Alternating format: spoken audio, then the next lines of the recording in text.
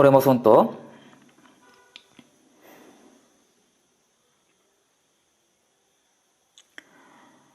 Dios Padre misericordioso que nos ama, por nuestros pecados vivíamos alejados de ti. Sin embargo, tú tuviste misericordia de nosotros. Y Jesús murió en la cruz, recibió la maldición y el juicio en nuestro lugar, y limpió nuestros pecados para siempre. Por su obra preciosa, ahora somos tus hijos y podemos ir al cielo. Por eso te alabamos y te glorificamos.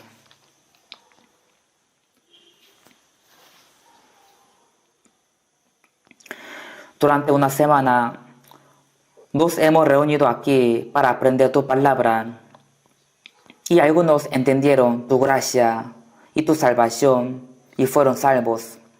Así que te damos gracias. Nosotros fuimos salvos por tu sangre preciosa.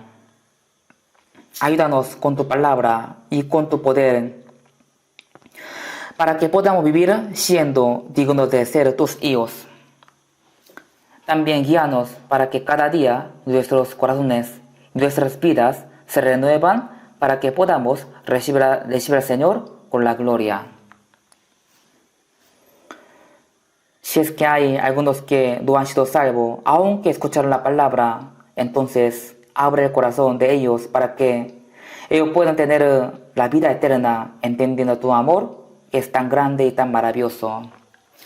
Suéltanos con tu gracia y con el poder del Espíritu Santo a todas las iglesias de Corea del Sur y toda nuestra iglesia del mundo y todos los hermanos, para que en cualquier dificultad ellos también puedan salvar a muchas almas perdidas con tu evangelio. También cuida y permite buena salud a los que están enfermos, para que ellos puedan vivir según tu voluntad por el resto de sus vidas. Señor, que nos da las palabras necesarias y nos enseñas el camino donde debemos andar. Ayúdanos en este tiempo para que podamos entender tu palabra y tu santa voluntad. En el nombre de Jesús hemos orado. Amén. Busquemos la Biblia. San Lucas capítulo 10.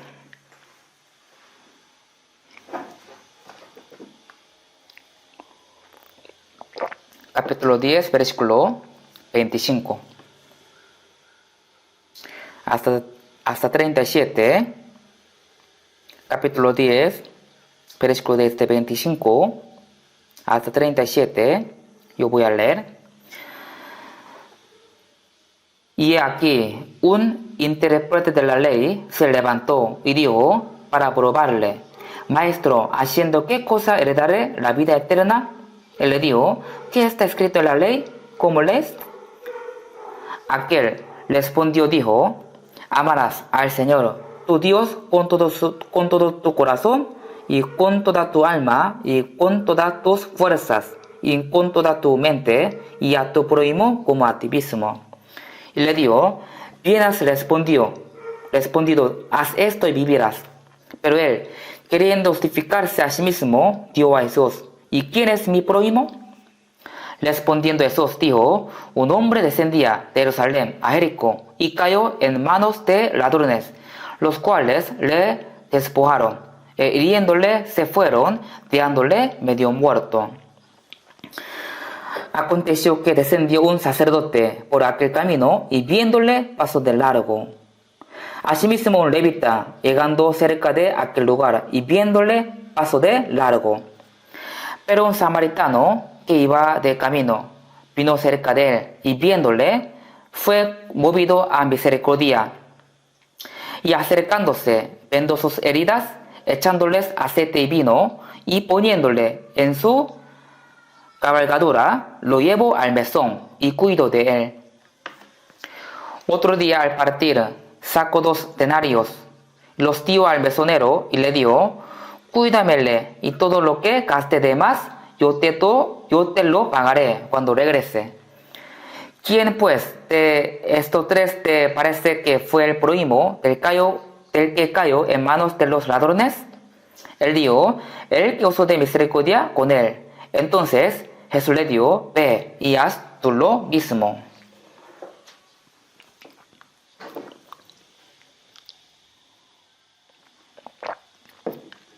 Durante una semana hemos aprendido juntos la palabra. Aunque hacía mucho frío, pero muchos participaron y entendieron la gracia y fueron salvos. Por eso, le damos gracia y gloria a Dios.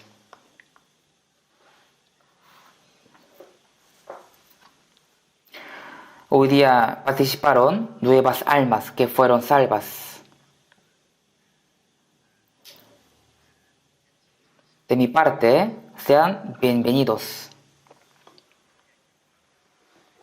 Y también agradezco a los hermanos que trabajaron duro y oraron para la salvación de otras personas. Muchos hermanos trabajaron para ese seminario. Si vemos San Lucas capítulo 15, 7 dice, os digo que así habrá más gozo en el cielo por un pecador que se arrepiente que por 99 justos que no necesitan de arrepentimiento. Dios se goza cuando uno recibe la salvación. Los que han sido salvos también se gozan con Dios.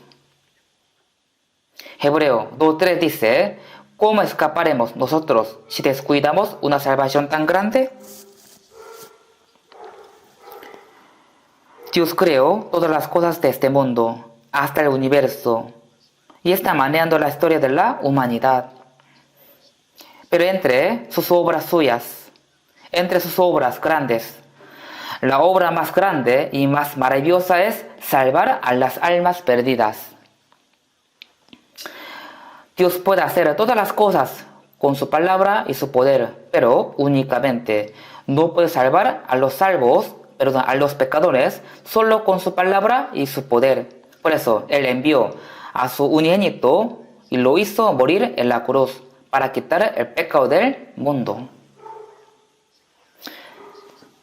Y ahora, cualquiera que cree en su amor y en su gracia puede ser salvo. Pero, así que, sacrificar a su Hijo unigénito en la cruz fue la obra más grande de Dios.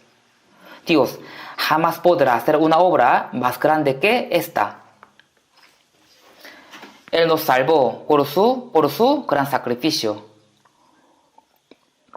Por eso, los salvos sabe bien cuán grande y maravillosa es la salvación, así que también aprecian a otras personas. Pero entre los que todavía no saben la salvación, no tienen salvación, dice así, la salvación no es tan importante para mí. A mí no me importa la salvación. Y luego cuando tenga tiempo, ahí escucharé la palabra, ahí yo recibiré la salvación. Entonces, la Biblia, ¿qué dice? ¿Qué les dirá? ¿Cómo escaparemos nosotros si descuidamos una salvación tan grande? La Biblia dice que todo tipo de pecado moral puede ser perdonado, pero el pecado de no creer jamás puede ser perdonado. Los salvos saben bien que su salvación es muy maravillosa y preciosa. Y saben bien que sus familiares, amigos y vecinos tienen que ir al infierno porque todavía no tienen salvación. Por eso quiere predicarles. Quiere salvarles. Salmos capítulo 118 dice, no moriré, sino que viviré y contaré las obras de Jehová. Los salvos seguro van al cielo, pero ¿por qué todavía viven en la tierra, en este mundo? No es para vivir bien y para comer bien, sino para salvar a las almas perdidas, predicándoles el Evangelio. Esta es la razón por la cual estamos aquí en la tierra. Yo también he predicado durante más que 70 años, sin cesar, después de la salvación. Ahora, mi deseo es que, cuando se acaba de evangelizar por mi vida, yo quiero que Dios ahí me lleve al cielo. Porque si ya no puedo predicar más, entonces ya no tengo razón de vivir en este mundo. No tengo ninguna esperanza en este mundo. Por eso, quiero ir rápidamente a Dios, pero todavía tengo trabajo en este mundo. Ya, todavía tenemos trabajo en este mundo, por eso aún seguimos con vida. Jesús ha mandado a los salvos, id por todo el mundo y predicad el Evangelio a toda criatura. Es la visión dada por Dios, es una visión mayor en la tierra, y los salvos tienen que vivir solo para esto. Por eso, nosotros estamos predicando con todo nuestro corazón. No solo predicando en Corea, sino en todo el mundo. En Corea del Sur tenemos 227 iglesias. Y en el extranjero tenemos 1055 iglesias en 82 países. Y ya está aumentando cada vez más. Estamos predicando en todo el mundo. Por eso, nuestra meta es predicar a todo el mundo, hasta lo último de la tierra. Tenemos que predicar a las almas perdidas antes de que se acabe este mundo. Por eso, ahora están muy felices por los que han sido salvos en este seminario. Al momento que tenga la salvación, ya ahí nació de nuevo. Nació como hijo de Dios. Tiene una salvación perfecta y eterna, pero después de la salvación deben aprender cómo tiene que vivir siendo como hijo de Dios. Esto debemos aprender. Nacer es importante, pero cómo vivir es más importante. Un bebé nace y luego tiene un proceso de crecimiento. Un bebé puede crecer bien por el amor y la protección de toda la familia. Y después, como adulto, puede hacer muchas cosas. Como esto, aunque seamos salvos, todavía tenemos el carácter pecaminoso y antiguo. Ya sería perfecto que un salvo viva sin cometer ningún pecado como los ángeles, pero no es así. Por ejemplo, si un hombre que sufrió por una enfermedad durante mucho tiempo y luego se cura, y el doctor le dice, ya todo está bien, totalmente está curado. Sin embargo, todavía su cuerpo es débil porque durante mucho tiempo ya sufría. Así que poco a poco su cuerpo tiene que recuperarse. Como esto, todavía tenemos el carácter antiguo y el carácter pecaminoso en nuestro corazón. Así que tenemos que cambiarnos poco a poco. Dios cambia el corazón y nuestra vida y la vida de nosotros. Y ellos y nosotros poco a poco tenemos que imitarnos a Jesucristo. San Mateo 5 dice así: sed pues vosotros perfectos, como vuestro Padre que está en los cielos es perfecto. Dios Santo es perfecto. Pero nosotros, ¿de qué manera podemos ser perfectos como Dios? Si un gran hombre tiene un hijo, no es que le dirá, espero que sea como yo, o aunque sea la mitad. Aunque no puede ser mejor que su padre, pero por lo menos que sea como él. Quiere que sea como él. Como esto, Dios es santo y muy justo. Él quiere que nosotros seamos como Él, poco a poco. Pero esto no es por nuestra fuerza, sino por la palabra. Nuestro carácter antiguo poco a poco se desaparece y se cumple el carácter de Cristo en nuestro corazón. Y así poco a poco nos parecemos al Señor. Por eso, Gálatas capítulo 4 dice: hijitos míos, por quienes vuelvo a sufrir dolores de parto, hasta que Cristo sea formado en vosotros. Una madre pasa por gran sufrimiento para dar a luz, pero sufre más por el resto de su vida criando a su hijo. ¿Cómo así? Primero, es difícil para salvar a una alma. Hoy en día más difícil, cada vez se hace más difícil, porque la ciencia se desarrolla y la vida se hace más cómoda, así que la gente no piensa en las cosas eternas. Además existen muchas religiones falsas, así que muchos se oponen contra la verdad. Por eso, hoy en día es muy difícil para predicar y para salvar a las almas. También difícil para cuidar a los que ya han sido salvos. Pero la Biblia dice, vuelva a sufrir dolores de parto. No hay que dejar a los que recién fueron salvos. Nosotros fuimos salvos primeramente. Tenemos que ayudar a los nuevos y orar por ellos para que ellos también puedan cambiarse poco a poco. Un bebé no puede crecer solo. Necesita el amor y la protección de la familia. Así, nosotros tenemos que cuidarlos y guiarlos para que espiritualmente ellos puedan crecer bien. Entonces, ellos también luego, como nosotros, vivirán como cristianos. Por eso, hay muchas cosas que tenemos que aprender después de la salvación. La salvación es el punto de inicio. La salvación es eterna, pero desde el momento en que somos salvos, ya empieza la vida como hijos de Dios. Así que tenemos que aprender muchas cosas. Hemos sido salvos por la palabra, por la gracia de Dios. De la misma manera, ya uno tiene salvación y su vida, su corazón también se cambia por la palabra y por la gracia de Dios y por el poder del Espíritu Santo. Se cambia la forma de hablar y de pensar y poco a poco va imitando a Jesús. Por eso hay que seguir aprendiendo la palabra con paciencia. La Biblia dice, bienaventurado el que lee y los que oyen las palabras de esta profecía y guardan las cosas en ella escritas. Por eso necesitamos leer la Biblia cada día, todos los días. Así que quiero recomendar a los que recién salvos que lean este libro San Juan.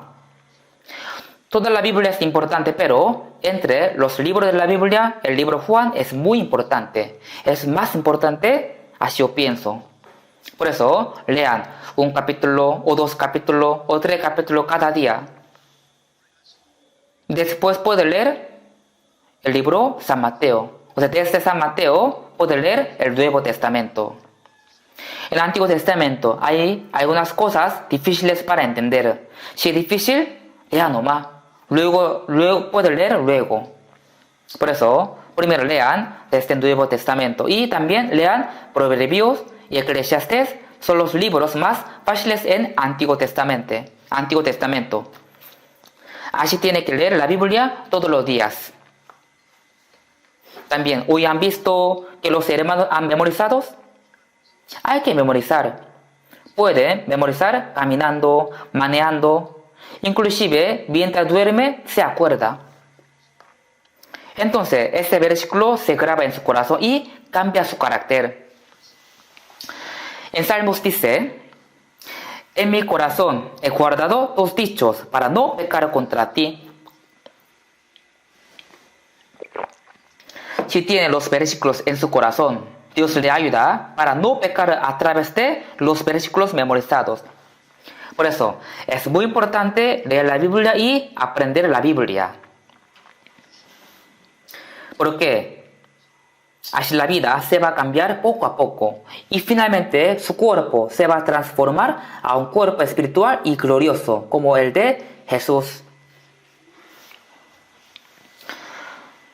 Los salvos deben cambiarse gradualmente hasta que el Señor venga en el aire. Para esto, tiene que participar en las reuniones, porque uno solo no puede hacer esta cosa. En la reunión, aprendiendo, orando juntos y obedeciendo la palabra poco a poco, ahí se va a cambiar. Así que les pido que hagan así. Así hagamos.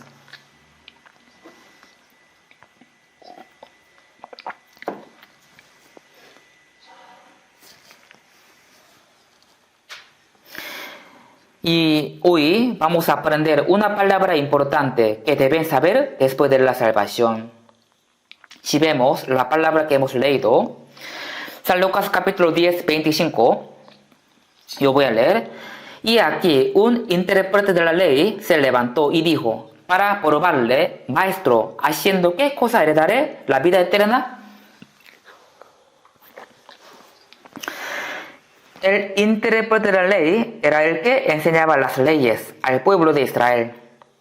En nuestro tiempo sería como un pastor o un teólogo. Este hombre es el que enseñaba las leyes. Un día preguntó a Jesús algo muy importante. Le preguntó a Jesús algo muy importante. Maestro, ¿haciendo qué cosa heredaré la vida eterna? En Génesis capítulo 1, 27 dice que Dios creó al hombre a su imagen. Esto no quiere decir la imagen física, sino el espíritu. Porque Dios es espíritu. Dios ha puesto el espíritu a los hombres para llevarlos al reino de Dios, haciéndoles entender el amor de Dios y para que pueda vivir con Dios para siempre,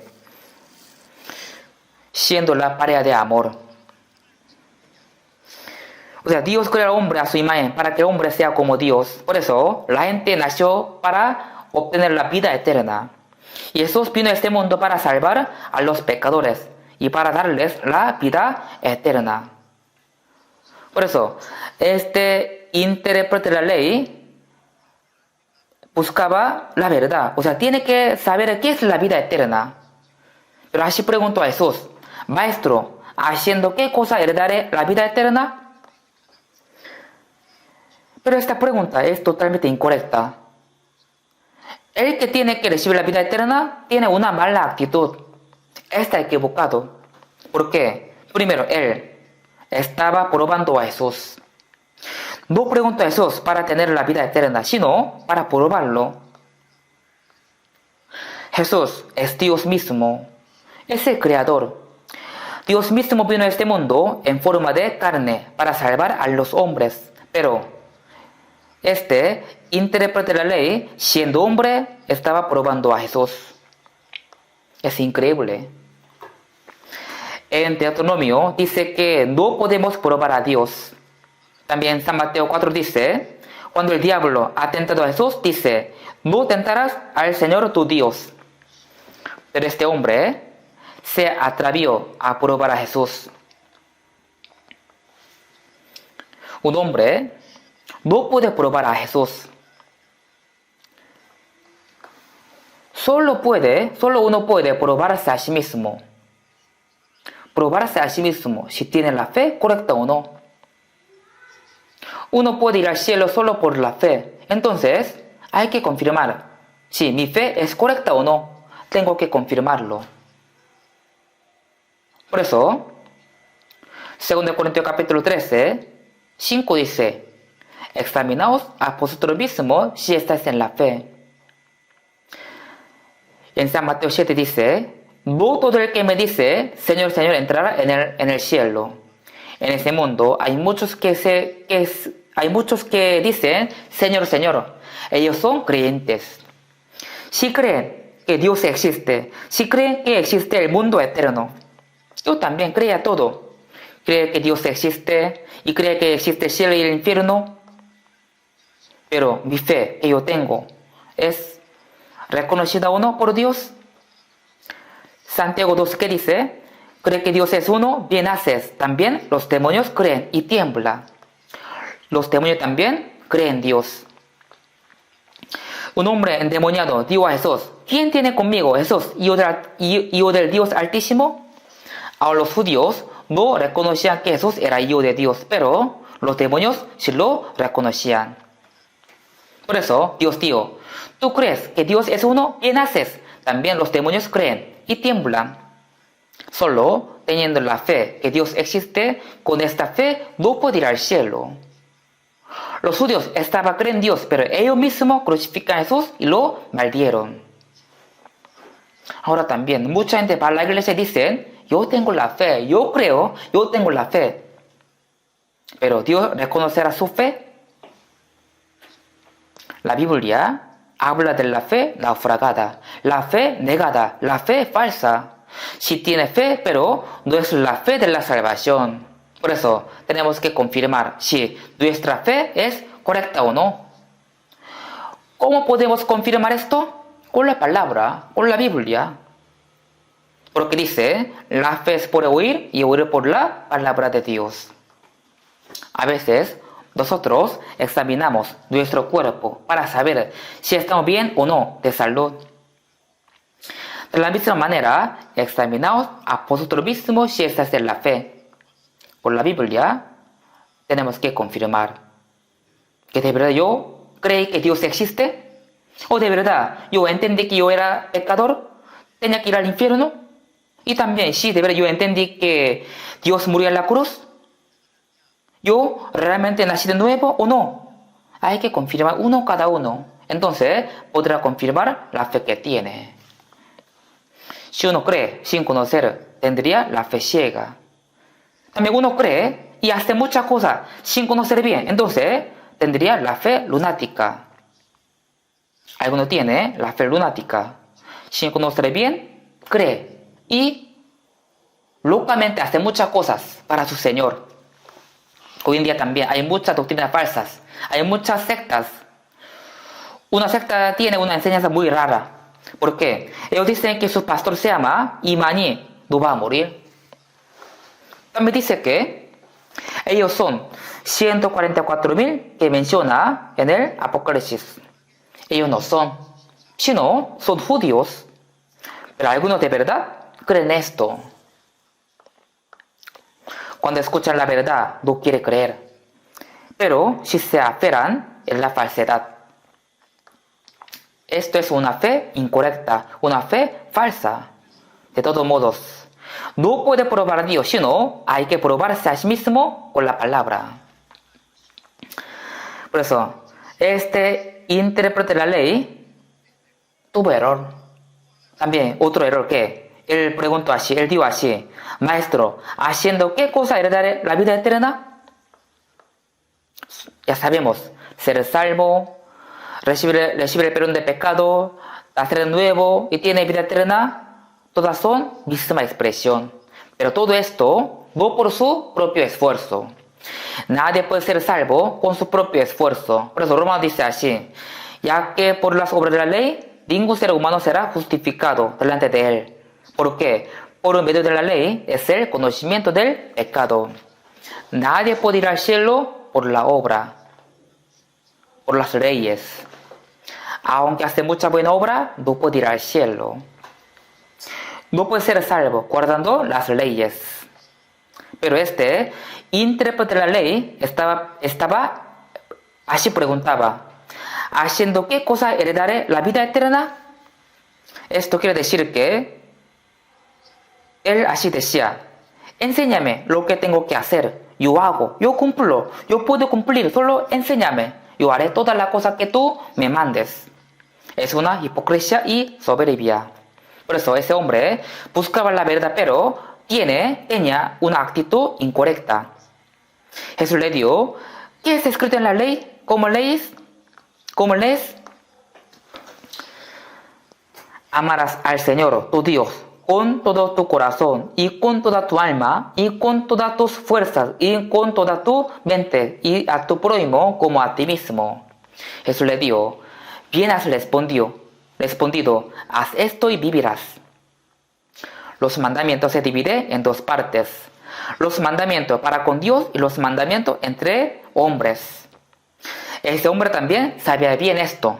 Por eso, primero, los mandamientos para con Dios decía: amarás al Señor, tu Dios, con todo tu corazón y con toda tu alma, y con todas tus fuerzas y con toda tu mente. ¿Qué creen ustedes? En este mundo, ¿habrá alguien que pueda amar a Dios de verdad con todo tu corazón, con toda tu alma y con todas tus fuerzas? No hay. Es imposible. El hombre nace siendo pecador y siempre comete pecado. Entonces, ¿cómo podrá amar a Dios con todo tu corazón, con toda su alma o con toda tu mente? Nadie puede amar a Dios así.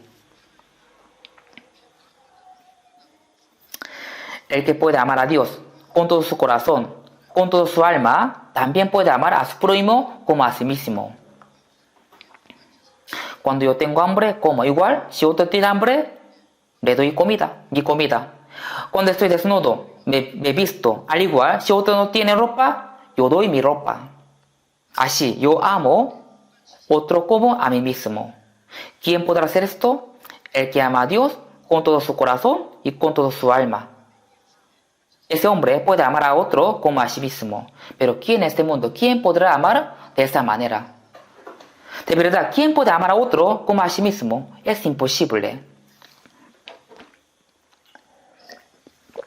Nadie puede ir al cielo guardando las leyes, pero este intérprete de la ley, así, pensaba que sí podía. Pero Jesús ha dicho, bien has respondido, haz esto, vivirás. Si lo haces, vivirás, si no, tiene que morir. Nadie puede hacer esto, por eso, todo no puede ir al cielo por las obras. Entonces, ese hombre, ¿qué tenía que decir? Maestro, de verdad, yo enseño las leyes, pero yo no puedo guardar. Así que tengo pecado, ¿cómo hago? Él tenía que confesar que tenía muchos pecados y tenía que ir al infierno. Ahí él podía ser salvo. Si uno pudiera ser salvo por la ley, entonces Cristo, ¿para qué vino a este mundo? Por eso Gálatas dice así, pues si por la ley fue justicia, entonces por demás murió Cristo. Si la gente pudiera guardar bien las leyes, entonces ¿para qué se murió en la cruz? La gente no puede guardar las leyes. Por eso Jesús en nuestro lugar murió en la cruz. Recibió el juicio para nosotros. Pero ese hombre que decía, si yo puedo guardar los mandamientos, enséñame. ¿Quién es mi prójimo? Si vemos, el versículo 29 dice, pero él, queriendo justificarse a sí mismo, él quería justificarse a sí mismo. Yo amo a Dios con todo mi corazón, con toda mi alma. Por eso yo puedo amar a mi prójimo como a mí mismo. ¿Quién es mi prójimo? Si me enseña, yo le amaré como a mí mismo. Es una mentira, hipocresía y soberbia. Jesús también lo ha visto como un hombre muy orgulloso. Ahí Jesús le respondió con una parábola. Cuando Jesús explicaba una verdad importante, siempre explicaba por las parábolas para que todos puedan entender fácilmente.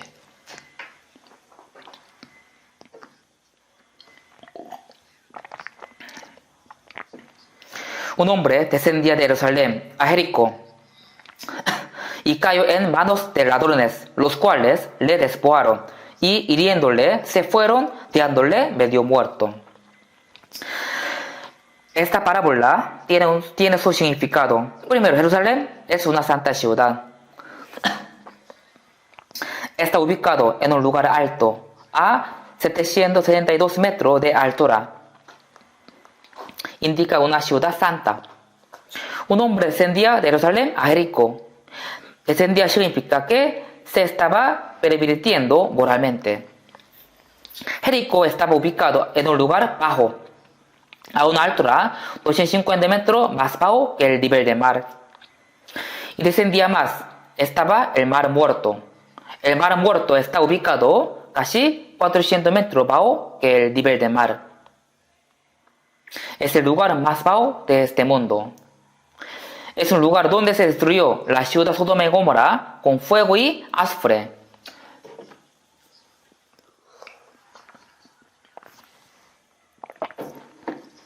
Yo fui allá 2 veces. Allá sí hay termales de azufre. Y alrededor de este lugar puede ver muchas masas de azufre. Si prende fuego, se quema.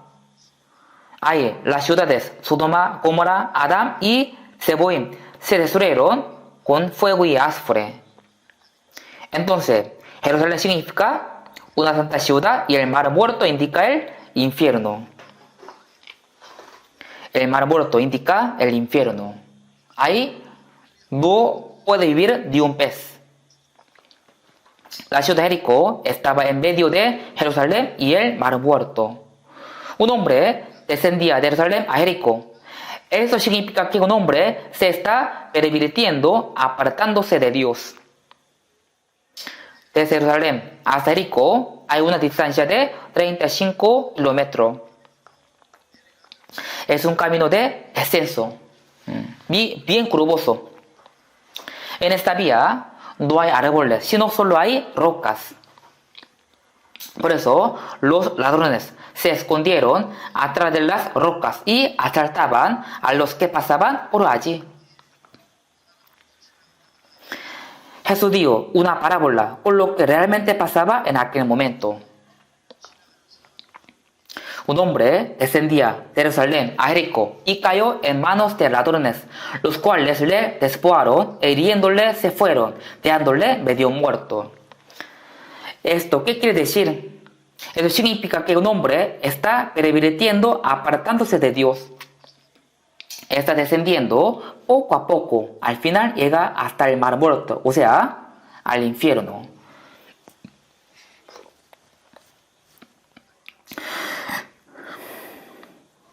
Entonces, ¿a quién se refieren los ladrones?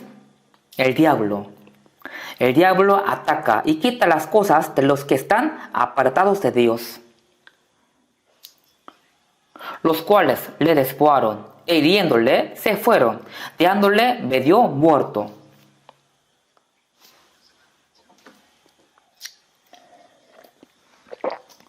Dejándole medio muerto significa que no tiene fuerza para levantarse y pronto va a morir. Todo esto significa el estado miserable de los pecadores que tiene que ir al infierno. Jesús quiere decir al intérprete de la ley: ¿tú amas a Dios? ¿Tú puedes amar a tu prójimo como a ti mismo? ¿Tú eres santo? ¿Sí puede? No puede, en absoluto. Tú también eres como este hombre que encontró a los ladrones descendiendo de Jerusalén a Jericó. Tú también estás medio muerto, siendo atacado por el diablo. Está muerto, medio muerto. En Isaías 1 dice: ¿por qué queréis ser castigado aún? Todavía os rebelaréis. Toda cabeza está enferma y todo corazón doliente. Desde la planta del pie hasta la cabeza no hay en él cosa sana, sino herida. Aunque está medio muerto, pero todavía sus heridas no estaban curadas ni vendadas. Este hombre tan miserable indica al pueblo de Israel y a nosotros también, dejándole medio muerto. Indica a un pecador miserable que ya casi está muerto. Tú, intérprete de la ley, eres como él, que fue atacado por ladrones. Pero ese hombre que está medio muerto dice así: ¿qué es mi prójimo? Yo puedo amarlo como a mí mismo. Si me enseña, yo lo amaré. Si podrá, no puede. Él no tenías que buscar al prójimo que quiere amar, sino primero tenía que buscar al prójimo que te puede salvar, porque ya está medio muerto. Pero este hombre pensó al revés. Es un hombre hipócrita y soberbio. Los ladrones dejaron a este hombre medio muerto. Ya pronto iba a morir. Pero justo en ese momento, un sacerdote pasa por aquel camino. Pero viéndolo, pasó de largo. Ese hombre que estaba muriendo decía: me muero. Pero a lo lejos se acercaba una persona. Viéndola, podía saber que era un sacerdote. Está vestido con la ropa de sacerdote y su forma de caminar era como el de un sacerdote. Los sacerdotes oran por el pueblo y dan sacrificio. Bueno, ya ahora sobreviviré. Ese sacerdote me va a salvar.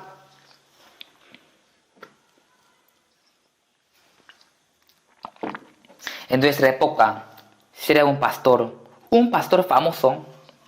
Los pastores famosos también tienen una forma de caminar, camina así, noblemente. El sacerdote ha visto al hombre y dijo, ¡ah, qué pena! Los ladrones lo atacaron y está muriendo, ¡qué pena! Y pasó de largo. Dios mío, ¿cómo puede hacer esto? Lo vio, pero pasó de largo. Y después un levita pasó por ahí. Los levitas son los que trabajan en el templo de Dios. No hacen otro trabajo. Los que trabajan en el templo de Dios trabajaban fervientemente. Trabajaban fervientemente. Ese hombre había pensado, entonces ahora sí, ese levita seguro me va a ayudar, me va a salvar, porque siempre trabajaba fervientemente. Ahora sí puedo sobrevivir. Pero ese levita también, viéndolo, pasó de largo. Levita también dijo, qué pena, fue atacado por los ladrones, está muriendo, qué pena. Mejor me voy rápido, antes de que me pase lo mismo. Pasó de largo. Esto, ¿qué quiere enseñar? Ahora muchas personas fueron atacadas por el diablo y están media muertas y pronto van al infierno. Pronto van al infierno, está media muerta en esa situación. ¿Quiénes pasan por ahí? Los santos religiosos. ¿Cuántos religiosos pasaron por ahí? Ellos se muestran como un hombre santo y dicen, recibe una revelación de Dios, recibe el poder del Espíritu Santo. Si yo oro, Dios mostrará su poder.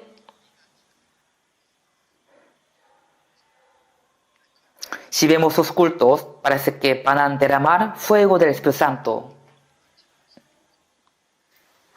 Gritando, parece que está lleno del Espíritu Santo, bien emocionado. Y todos lloran. Y alguno quiere seguir a ese pastor.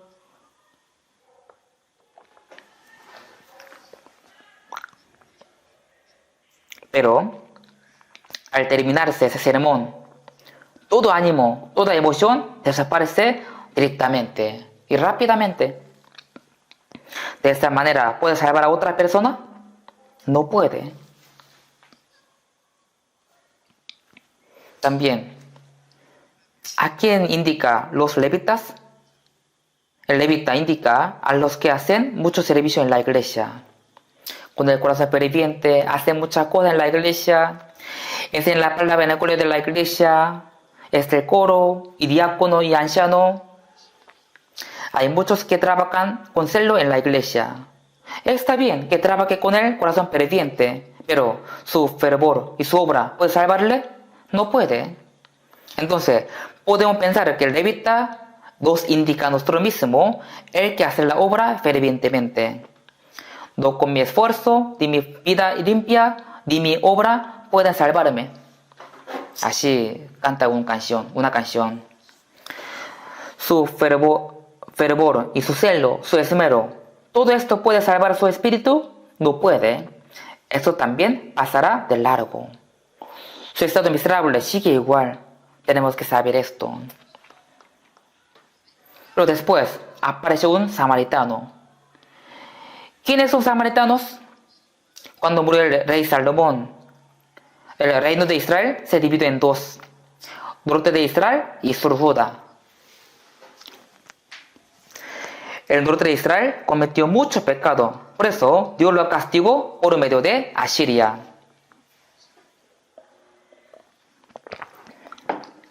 El norte de Israel fue conquistado por Asiria en el año 721 a.C. Entonces los gentiles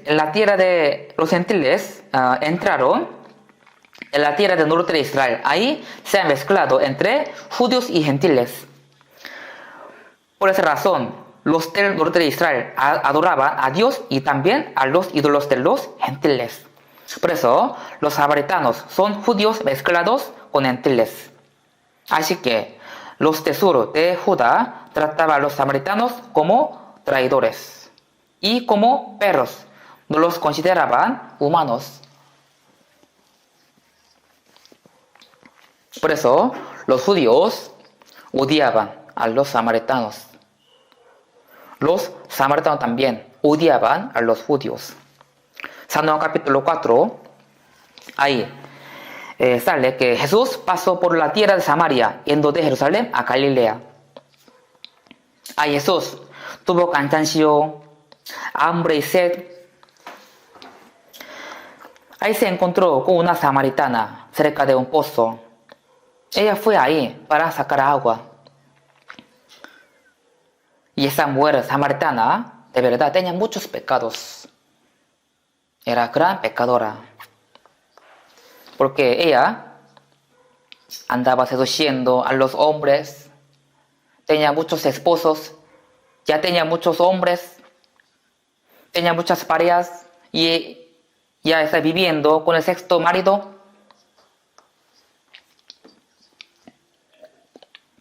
A ella Jesús le pidió agua. Entonces, ella sí fue de verdad. Podía dar agua a Jesús como un viajero que tiene sed. Y le pide, entonces, ya puede darle. Pero ella era samaritana y Jesús era judío. Entonces, ella podía decir así: oye, tú eres judío, yo soy samaritana, pero me pides a mí. Siempre los judíos nos trataban como a perros. ¿Y cree que te voy a dar el agua? Jamás. Jamás. Entre los judíos, los samaritanos no se llevaban bien. Los judíos trataban a los samaritanos como a un perro. Los samaritanos también trataban a los judíos como enemigos. Por eso, ella, la mujer samaritana, no quería dar agua a Jesús. Porque para ella, Jesús era judío. Jesús también sabía esto y dijo: si conocieras el don de Dios y quién es el que te dice, dame de beber, tú le pedirías y él te daría agua viva. O sea, aunque tú me diste el agua, pero si tú me pides, yo te daré mi agua. Eso significa, yo te daré la vida eterna y la salvación. Jesús no ha dicho así: tú no me quieres dar agua, bueno, tampoco te daré. Cuando tú vayas al infierno, me vas a pedir una gota de agua, pero no te voy a dar porque tú no me diste el agua. Ya vas a ver.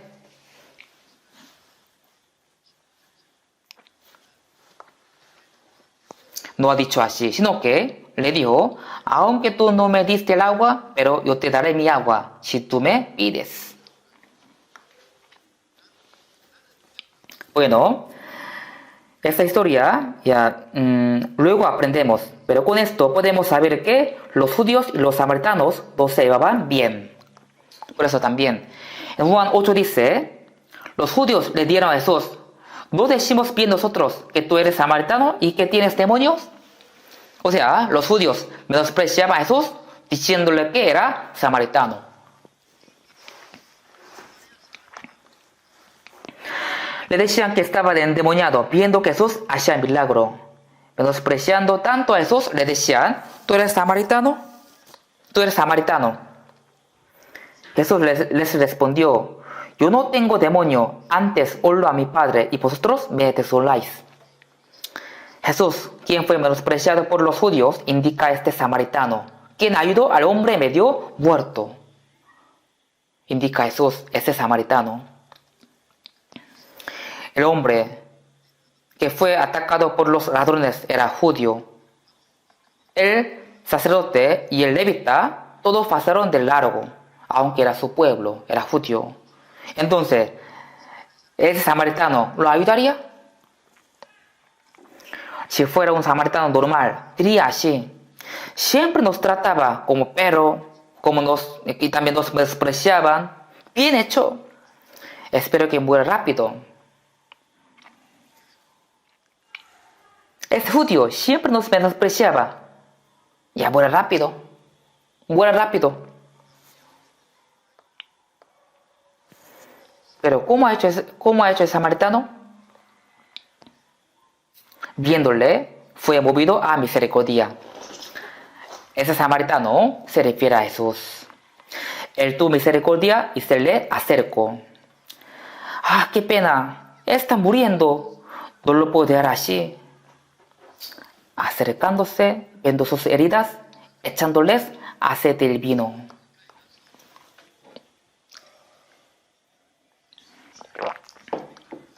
Ese samaritano tenía vino y aceite de oliva.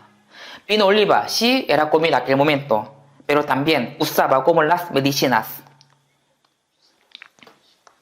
El vino tiene alcohol, por eso se lo usaba para desinfectar las heridas. Y el aceite se lo usaba para suavizar las heridas.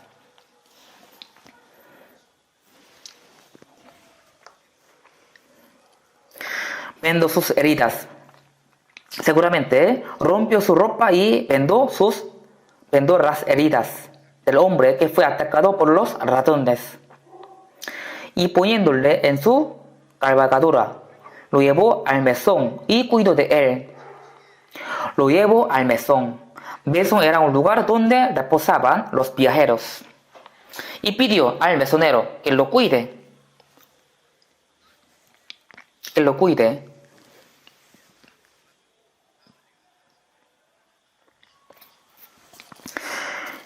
Otro día, al partir, sacó 2 denarios y los dio al mesonero y le dijo: cuídamele.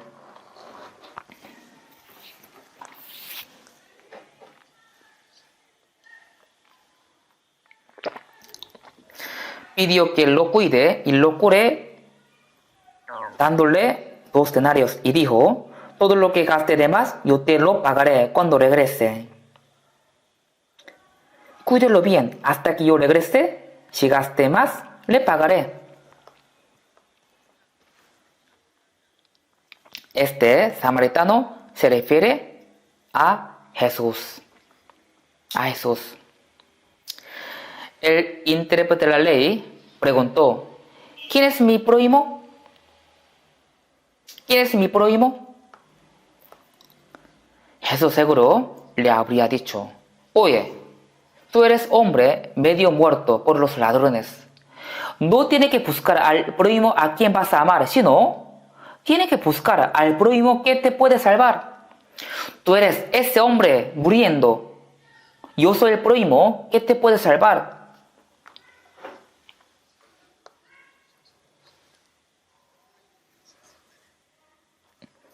El aceite de oliva indica el Espíritu Santo.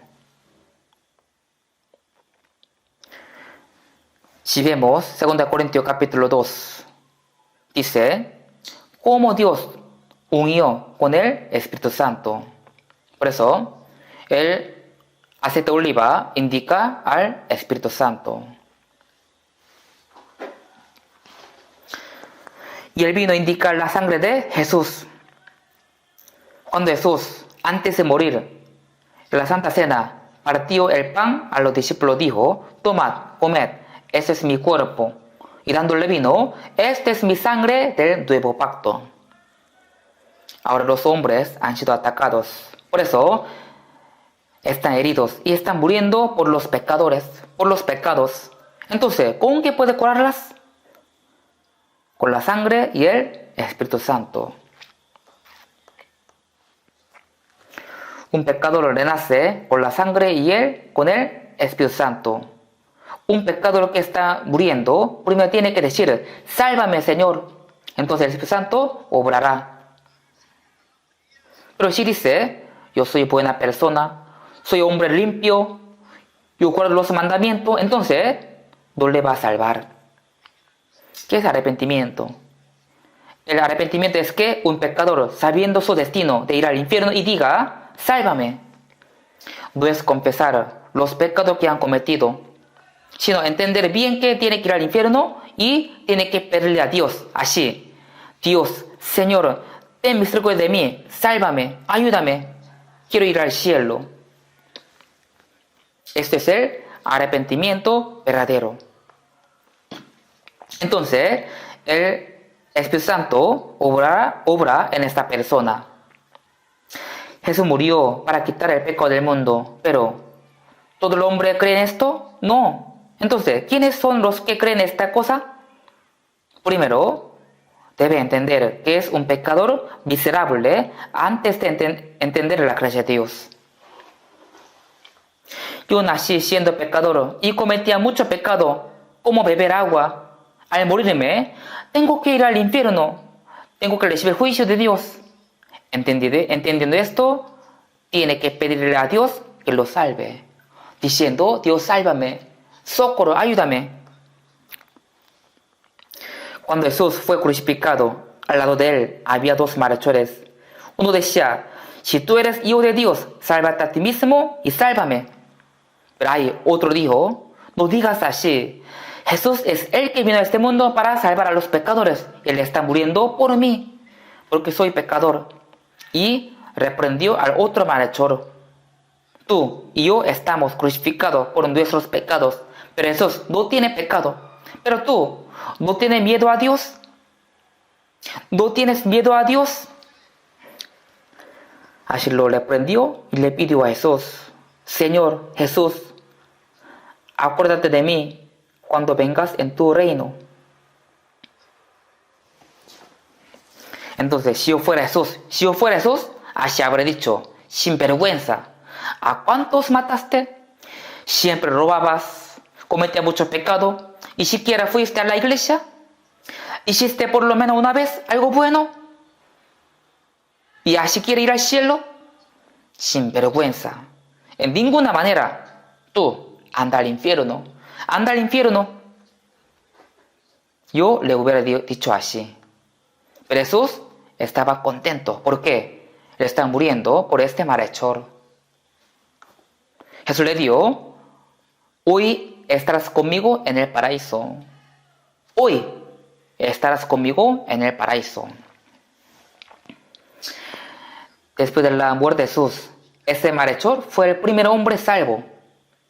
En un momento más corto, ante la puerta del infierno, él fue salvo. Ese malhechor, ¿a dónde habría ido? ¿Al cielo o al infierno? Al cielo. ¿Por qué? Jesús le ha dicho: hoy estarás conmigo en el paraíso. Jesús no miente. Este malhechor primero entendió que era un pecador miserable. Por eso le pidió a Jesús: llévame al cielo. Jesús le dio: estará conmigo en el paraíso. Cuando uno entiende que tiene que ir al infierno y pide la salvación, entonces el Espíritu Santo le ayuda para que entienda la verdad. Pues Jeremías 29:13 dice: y me buscaréis y me hallaréis, porque me buscaréis de todo vuestro corazón.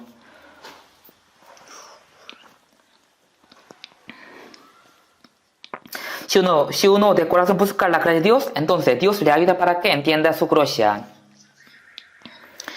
Acercándose, viendo sus heridas, echándoles aceite y vino. Aceite y vino.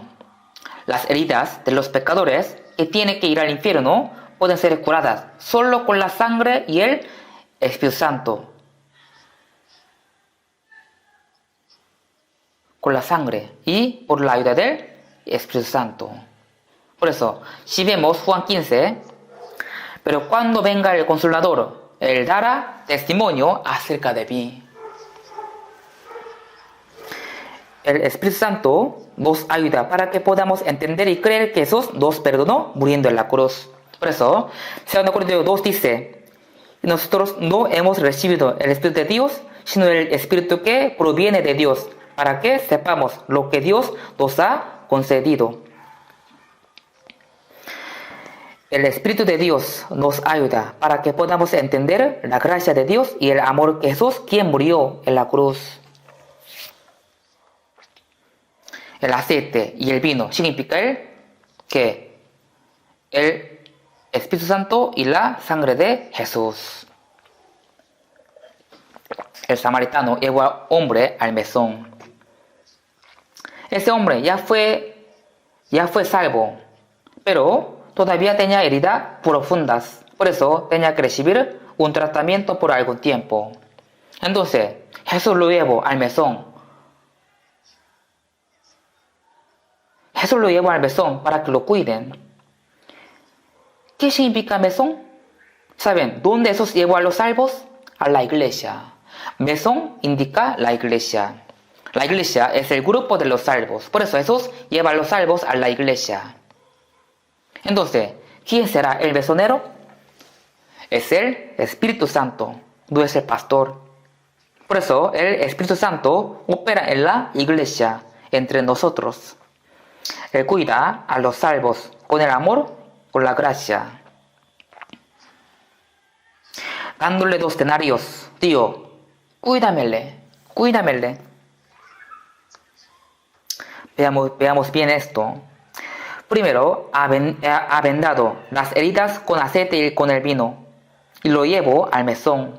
Ahí ya fue salvo, pero igual tenía que curarle las heridas profundas. ¿Eso qué quiere decir? Eso quiere enseñar que nuestro corazón, nuestra vida, se cambia después de ser salvo. ¿Dónde? En mesón, o sea, en la iglesia. El mesonero es el Espíritu Santo. Y 2 denarios significan la gracia y la verdad. Por eso, en Juan 1:17 dice, la gracia y la verdad vinieron por medio de Jesucristo. Después de ser salvo, igual necesitamos la gracia. ¿Por qué? Porque todavía tenemos el carácter antiguo. Por eso podríamos cometer muchos pecados. Pero necesitamos la gracia continuamente. Por eso, en 1 Juan dice así, si confesamos nuestros pecados, después de la salvación hay que confesar los pecados. Entonces, eres fiel y justo para perdonar nuestros pecados y limpiarnos de toda maldad. Si comete pecado, no va a perder la salvación, sino no podrá comunicarse con Dios con normalidad. Por eso hay que confesar diciendo, Dios Padre, cometí pecado, perdóname. Entonces nos perdona. Por la gracia nos perdona, por la verdad nos renueva. Por eso el Espíritu Santo está cuidando a los salvos con la gracia y la verdad. Y Él está con nosotros. Ahora está con nosotros. Ahora también Él está aquí con nosotros en nuestra iglesia.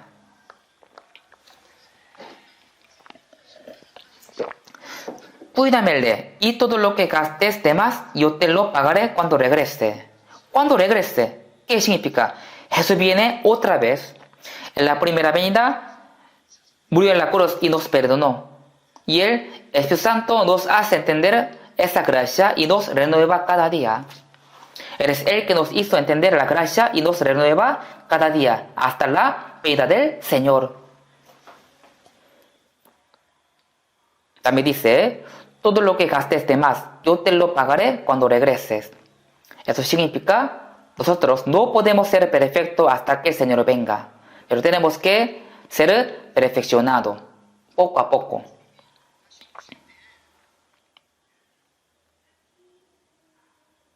Dice así, todo lo que gastes de más, yo te lo pagaré cuando regreses.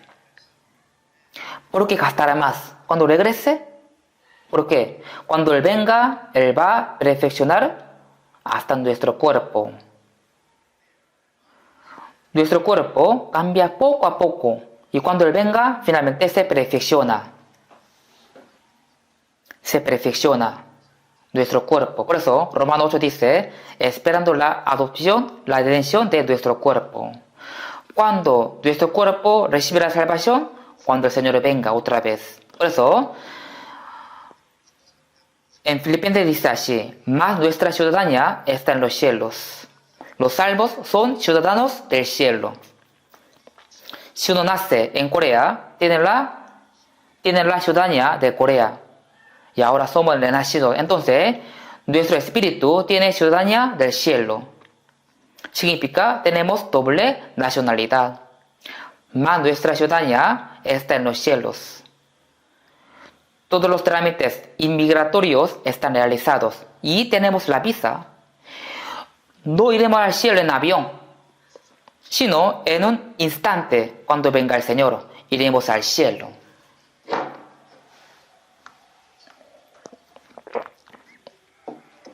Somos salvos y somos ciudadanos del cielo.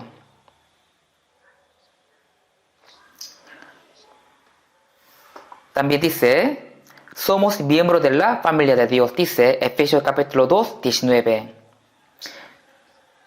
Miembros de la familia de Dios. Nosotros viviremos juntos en el cielo, por eso somos familias. Dios que está en el cielo es nuestro Padre y somos hermanos y miembros de la familia de Dios. En el cielo viviremos juntos. Entonces, ¿qué significa? En la tierra también tenemos que vivir juntos, ¿sí o no? Por eso no peleemos entre nosotros. Los hermanos a veces pelean entre ellos, pero cuando su hermano tiene dificultad, igual lo ayuda. ¿Sí o no? Viviremos juntos en el cielo eternamente. Ya estamos en el mismo camino. Por eso, por esto, tenemos que vivir juntos en la tierra también. Tenemos que vivir juntos, apoyándonos unos a otros, amándonos unos a otros, y tenemos que esperar juntos hasta que el Señor venga por segunda vez. El samaritano salvó al hombre que estaba medio muerto. Lo llevó al mesón para que lo cuiden. Además dio 2 denarios. Entonces, ese hombre seguramente habría esperado al que le salvó, ¿cierto? Pero cuando él venga, no tiene que recibirlo en un estado miserable, todavía con las heridas, sino tiene que recibirlo con las heridas curadas, con el estado sano, curado totalmente. De esta manera, el Señor quiere vernos cuando Él regrese a la tierra. Ahora somos salvos, entonces nuestra vida y corazón tiene que cambiarse poco a poco. Y cuando venga el Señor, tenemos que recibirlo con el estado perfecto. Por eso, dice Filipenses capítulo 3, 21, el cual transformará el cuerpo de la humillación nuestra. Cuando Él venga en el cielo, Él va a transformar nuestro cuerpo como el cuerpo del Señor.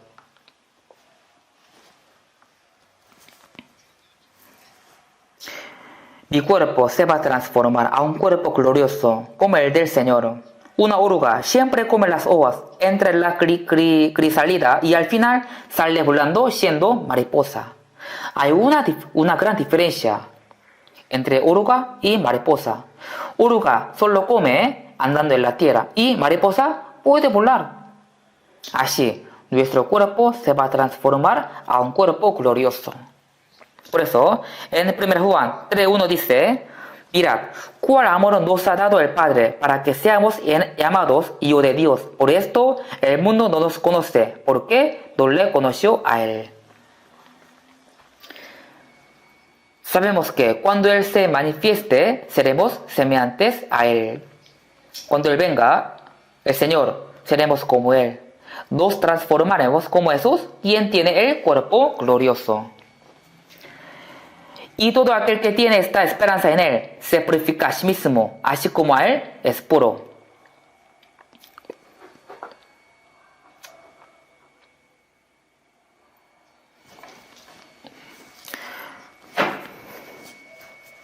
Cuando el Señor venga, nuestro cuerpo será como el cuerpo de Jesús. Nuestro cuerpo será más hermoso que el de los ángeles.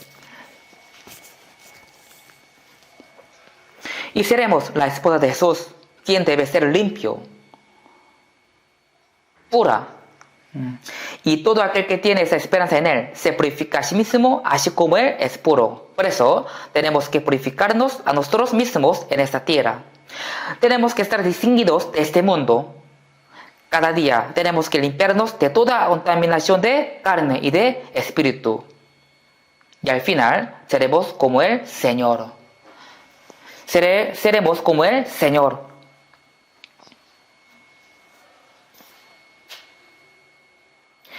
Yo te lo pagaré cuando regreses. Significa cuando Él venga, va a transformar hasta nuestro cuerpo. Entonces,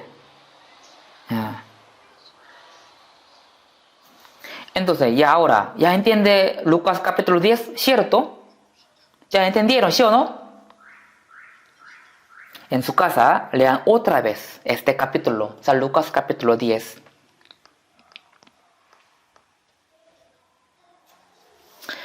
Aprendamos una cosa más. Ahora veamos el versículo 36. Jesús ha dado esta parábola y le preguntó al intérprete de la ley. Primero preguntó a Jesús, ¿quién es mi prójimo? Pero Jesús le enseñó quién es el prójimo de él, ¿sí o no? Como les dije, ese hombre, el intérprete de la ley, también es el que fue atacado por los ladrones, ¿sí o no? ¿Cierto? Pero hoy en día, algunos pastores enseñan este capítulo diciendo que ellos son el samaritano. Ellos son samaritanos y los otros son como el hombre atacado por los ladrones. Dice que ellos mismos son el samaritano. No, primero tiene que saber que ellos mismos son el hombre que fue atacado por los ladrones. ¿Quién es mi prójimo? Y luego eso le pregunto, ¿quién fue el prójimo del que cayó en manos de los ladrones? ¿Quién es mi prójimo? Luego eso le pregunto, ¿quién fue el prójimo del que cayó en manos de los ladrones?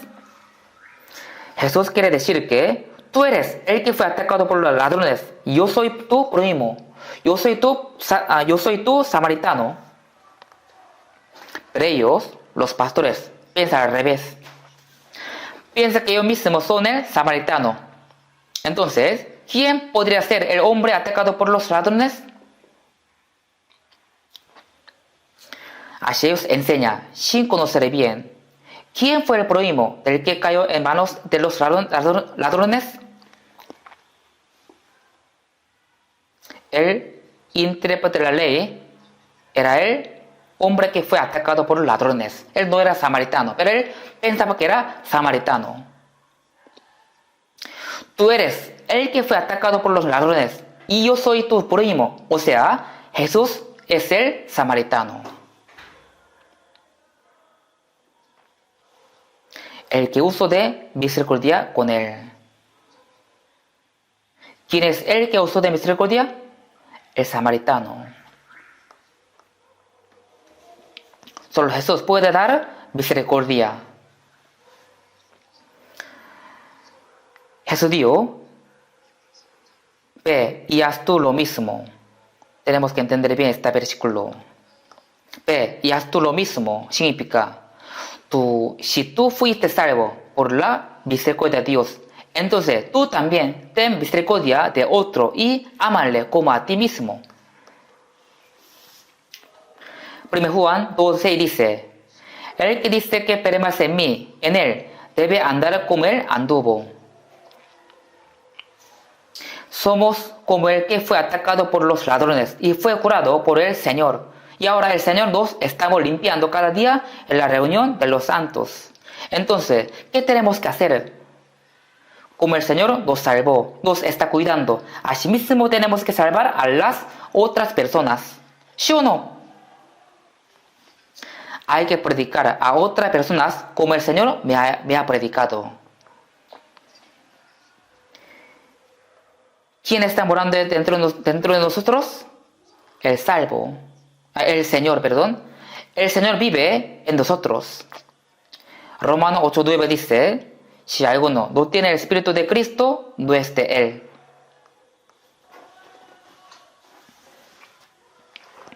Hoy día el coro cantó, el Señor entró en mi corazón y yo me cambió como nueva persona. El Señor entró en mi corazón. aunque no me sienta que Él entre en mi corazón, la Biblia dice que el Señor entró en mí, vive en mí. Cuando yo fui salvo, no sabía esto. No sabía qué era la salvación. Solo sabía que recibí el perdón de pecado. Pero, aprendiendo la palabra, luego me di cuenta, esa era la salvación.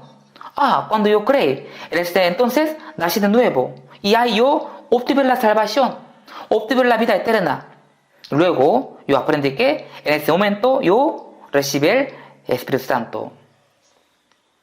El Señor, quien me salvó, ahora vive en mí. Por eso, Gálatas capítulo 3 dice, ¿recibisteis el Espíritu por las obras de la ley o por el oír con fe? Cuando oyo con fe, recibió el Espíritu Santo. También, 1 Corintios 2 dice, nosotros no hemos recibido el Espíritu del mundo, sino el Espíritu que proviene de Dios, para que sepamos lo que Dios nos ha concedido. El Espíritu Santo nos hizo entender la gracia, ahora también está en nosotros. El Señor, quien me salvó, ahora vive en mí. También, Juan 14 dice así, en aquel día, ¿qué día? Cuando fui salvo, vosotros conoceréis que yo estoy en mi Padre, y vosotros en mí, yo en vosotros. El Señor siempre está en mí, yo en el Señor. No podemos separarnos del Señor.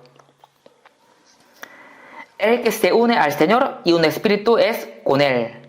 Dice 1 Corintios capítulo 6, 17. Por ejemplo, si mete un hierro al fuego, entonces el hierro entra en el fuego y el fuego entra en el hierro. Así que al sacarlo del horno de fuego, se hace lodo, ¿cierto? Se hace rojo, ¿cierto? Entonces, ¿esto es fuego o hierro? Es un hierro de fuego. Es decir, el hierro entra en el fuego y el fuego entra en el hierro. Así se convierten en uno. Es algo maravilloso. El Señor está en mí, yo en el Señor. El que se une al Señor, un espíritu es con Él. Mi espíritu, el espíritu de Dios, no se puede separar. Es una obra maravillosa. Gálatas capítulo 2 dice así, ya no vivo yo, mas vive Cristo en mí. El Señor vive en mí. Esto es muy importante. Tenemos que saber esto. Ahora el Señor es el dueño de mi vida. Antes yo mismo planeaba, decidía, vivía según mi voluntad, pero ya no más. Yo morí en la cruz con el Señor.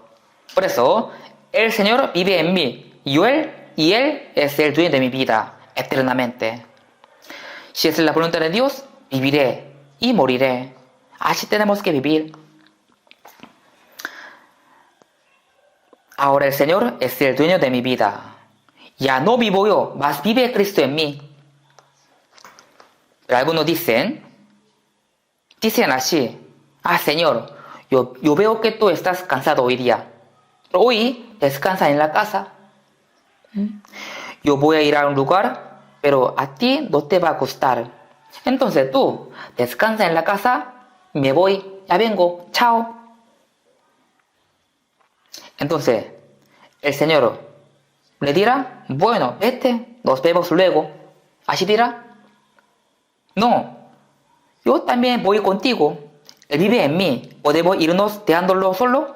No podemos. Entonces, para la discoteca, para con él, junto en discoteca, tenga mucho cuidado. Efesios capítulo 4, 3 dice, y no contristéis al Espíritu Santo de Dios. También dice Santiago capítulo 4 dice, ¿o pensáis que la Escritura dice en vano, el Espíritu que Él ha hecho morar en nosotros, ¿dos anhela celosamente? Si yo amo a otra cosa más que al Señor, entonces Él se pone celoso, porque Él me ama mucho. No tenemos que amar a otra cosa más que a Dios. El Señor me amó y murió en la cruz por mí, y ahora vive en mí, y me lleva al cielo, El Señor es el dueño de mi vida. Vive en mí. Jesús me ama, por eso yo le amo. Jesús me ama, por eso yo le amo. Él murió por mí. Con alegría, yo cantaré. Así canta un himno. el Señor me ama, así que yo también le amo al Señor. Te amo más que antes. Te amo más que antes. Es obvio. El Señor me amo y me salvo y ahora vive en mí. Por eso tengo que ser el segundo samaritano. ¿Entienden? Tenemos que ser el segundo samaritano. Como el Señor me amo, yo también amo a otros. Por eso predico a las almas perdidas.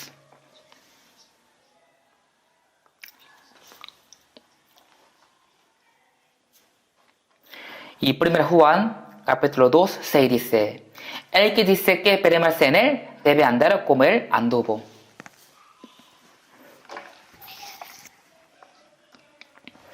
Yo tengo que hacer lo mismo por otros, como el Señor lo ha hecho conmigo.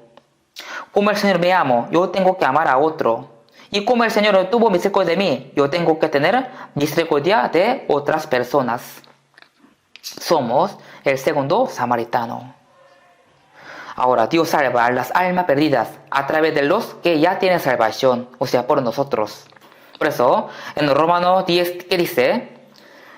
¿Cómo pues invocará a aquel en el cual no han creído? ¿Y cómo creerán en aquel de quien no han oído? ¿Y cómo oirán sin haber quien les predique? ¿Y cómo predicarán si no fueron enviados? También Jesús dijo: como me envió el Padre, así también yo os envío. Así está en Juan capítulo 20, versículo 21. Jesús fue enviado para salvarnos muriendo en la cruz. Y nosotros, salvos, somos salvos, que fuimos enviados para predicar esta verdad. ¿Y cómo predicará si no fueran enviados? Ya somos enviados. Entonces, ¿cómo no vamos a predicar? Somos enviados, tenemos que predicar. ¿Y cómo irán sin haber quien les predique? El Señor ya terminó su trabajo de salvar, pero los salvos no hablan, no predican. Entonces, nadie puede ser salvo. ¿Sabe esto? ¿Cómo creerán en aquel de quien no ha oído? Si nadie predica, entonces, ¿quién podrá ser salvo? Los que ya son salvos nos invitaron, nos guiaron para que pudiéramos escuchar la palabra y oraron anhelosamente por nosotros. Por eso ahora somos salvos, estamos aquí. Entonces, ¿qué tenemos que hacer? Nosotros también tenemos que hacer esto. Y haz tú lo mismo. Jesús nos está diciendo esta palabra. Pero hoy aprendimos estas tres cosas.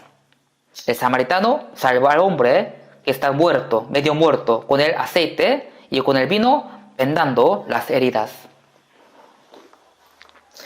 Echó el vino en las heridas para desinfectar y las vendó. Seguro rompió su ropa y ha vendado las heridas. Eso significa que Jesús salvó nuestro espíritu. Llevó al hombre al mesón. Eso significa que el Señor nos llevó a la iglesia. Por eso, también dice la Biblia, 1 Corintios dice así: por el cual fuisteis llamados a la comunión con su Hijo, Jesucristo nuestro Señor. ¿Qué es la comunión? Es una reunión de los salvos. Los salvos no están solos, tienen los hermanos. Tienen muchos hermanos. Fuimos llamados a la comunión de los hermanos salvos. La reunión en inglés es fellowship. La reunión es el grupo de los salvos, o sea, es la iglesia.